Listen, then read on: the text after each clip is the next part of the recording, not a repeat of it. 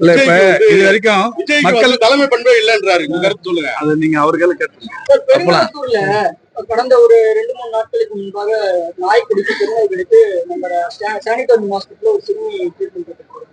அதாவது கருத்தடை செய்யறோம், நாய்கள் கட்டுப்பாடு பண்றோம்ன்றது பேரளவுல தான் இருக்கு, அது பெருவாரியா நடக்கலன்னு சொல்லிட்டு பொதுமக்களுடைய குற்றச்சாட்டு. இல்ல இப்ப நாய் பிரச்சனையை பொறுத்த வரைக்கும் மாண்புமிகு தமிழ்நாட்டின் முதலமைச்சர் தலைமையில இது வரைக்கும் எந்த முதலமைச்சரும் நாய் தொல்லை இந்த தெருநாய்களின் பிரச்சனை இதுக்காக ஒரு கூட்டம் நடத்துனதே இல்லை. நம்முடைய மாண்புமிகு முதல்வர் அவர்கள் தான் அது ஒரு தலைமைச் செயலாளர், மாஸ் செக்ரட்டரி, அது மாதிரி மாநகராட்சி சம்பந்தப்பட்ட நகராட்சித்துறை அமைச்சர், ஊரக உள்ளாட்சித்துறை அமைச்சர், மக்கள் நல்வாழ்வுத்துறை, இது மாதிரி எல்லா துறைகளையும் ஒருங்கிணைத்து ஒரு கூட்டம் நடத்தினாங்க. அதுல இது குறித்து விரிவாக பேசப்பட்டது. இப்போ தெருக்களில் சுற்றி திரிகிற இந்த நாய்களை பொறுத்தவரை கொல்லக்கூடாது அப்படிங்கிறது ஒரு சட்டமா இருக்கிறதாலையும் அதுக்கான நிறைய அமைப்புகளும் செயல்பட்டு இருக்கு. ஸோ அதுக்கு பர்த் கண்ட்ரோல் மட்டும்தான் இது வரைக்குமான தீர்வா இருந்துன்னு இருக்கு.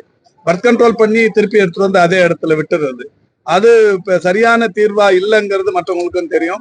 இந்த நிலையில் தான் மாண்புமிகு தமிழ்நாட்டின் முதலமைச்சர்கள் வேற ஏதாவது இதுக்கு புதிய நடவடிக்கை எடுக்கணும் அப்படிங்கிற மாதிரி சொல்லி தொகுதிக்கு ஒரு ஷெல்டர் மாதிரி இந்த நாய்கள் பராமரிப்பு மையங்களை உருவாக்குவதற்கு நடவடிக்கை எடுக்கணும்னு சொல்லியிருக்கிறாங்க. அதுக்கு நீ பெருநகர சென்னை மாநகராட்சி ஒரு பரிச்சார்ந்த ரீதியா ஒரு 2 இடங்கள் அதை உருவாக்குவதற்குரிய நடவடிக்கைகள் எடுத்துக்கொண்டிருக்கிறார்கள். அது எந்த என்ஜிஓவோட அதை கனெக்ட் பண்றது, எப்படி அதை வந்து பராமரிப்பு மையத்தை உருவாக்குறதுங்கிற அந்த விதிமுறைகள் சரி பண்ணிருக்கிறாங்க. இன்னொரு 15-20 நாள்ல அது டெண்டர் ப்ராசஸ்மே வரும். சென்னை உயர்நீதிமன்ற நீதிபதி செந்தில்குமார் இல்ல இப்ப இது வரைக்கும் மக்கள் தலைமை பண்பே இல்லன்றாரு, கருத்து சொல்லுங்க. அது நீங்க அவர்கள் கேட்டுருங்க. செய்திகளை உடனுக்குடன் தெரிந்து கொள்ள கீழ்கண்ட கேபிள் மற்றும் டிடிஹெச் நெட்வொர்க்குகளில் எம்நாடு செய்தி தொலைக்காட்சியை காணுங்கள்.